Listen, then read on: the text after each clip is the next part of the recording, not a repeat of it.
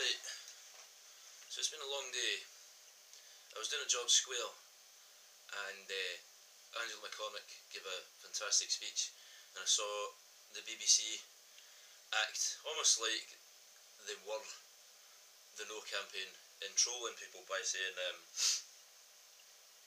what do you think about Alex Salmond resigning just after he'd announced his intention to stand down in November?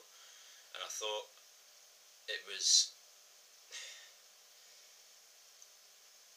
just reminded me that all the reasons for why there came to be a rebellion in this country are still valid. Nothing has changed. Only difference is that 1.6 million people rejected neoliberalism. Now, I'm 31, and in my entire lifetime there hasn't been full employment in Scotland.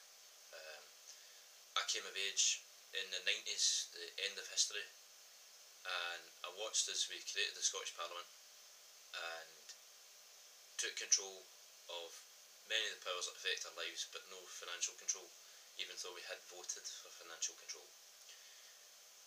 So, yeah, and then that very government, the new Labour government, went to war in Iraq and politicised my generation. And you certainly see that in the statistics of the people that voted yes. People my age voted to leave Britain for the simple reason we don't want to be part of a warmongering empire. But as you can see from George Square tonight, where the kind of Orange Order, Scottish Defence League, basically the FASH, have gathered to celebrate empire, to celebrate racism, to celebrate reaction. We haven't beat the right yet. But I want to tell you a wee story about how I came to yes. This is a kind of I Nominate thing, after the fact, like. But it was around about 2007, when we had the petrol price spike. I realised something was really going on with the world economy. The 2008 crash didn't come as a surprise to me, because we'd seen the volatility being caused by all these kind of commodity traders shifting to foreign commodities like oil.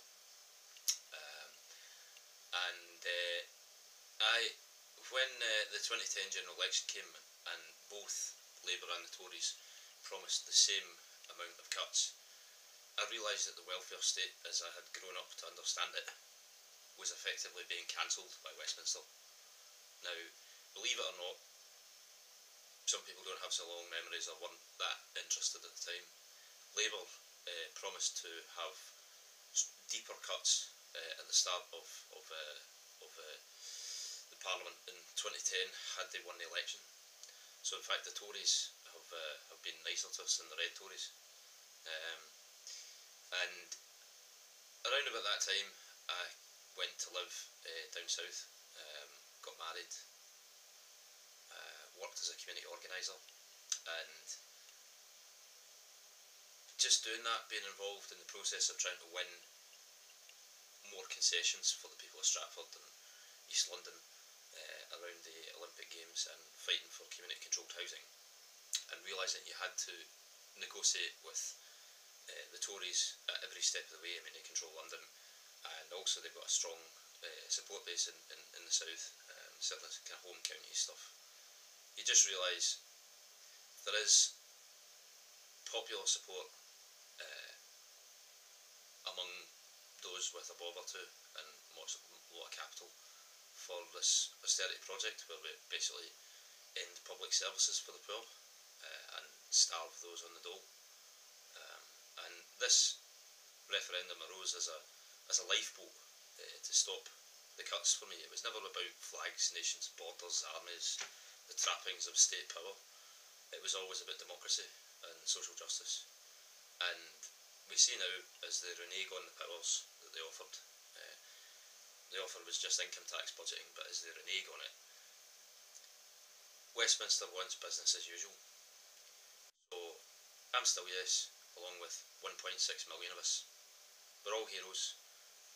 We just need to take that next step and continue building the rebellion, because nothing has changed. Nothing. So we can still strike a blow against the empire against the banks, the bosses, all those who said we couldn't do it, the people who frightened your granny and grandad into voting no. So I would say to people, let's get out there and build the rebellion. Today I stuck a giant yes on my kitchen window. Just to remind, I mean I had yeses there anyway, but this one was just bigger. Just to remind people it's no over. We're continuing the rebellion. And I'd like to see you all on Monday in the mass canvass in Nits Hill in Joanne Lamont's constituency as we begin Operation Restore Democracy. Because, we're still here. There are still 72,000 people eating at food banks. There are still 1,600 people getting sanctioned on an average of 3 months with no money in Glasgow. There is still widespread poverty. There are still 200,000 children being pushed into poverty as a result of these policies. They're still trying to end the welfare state. So keep on, keeping on, and keep yes.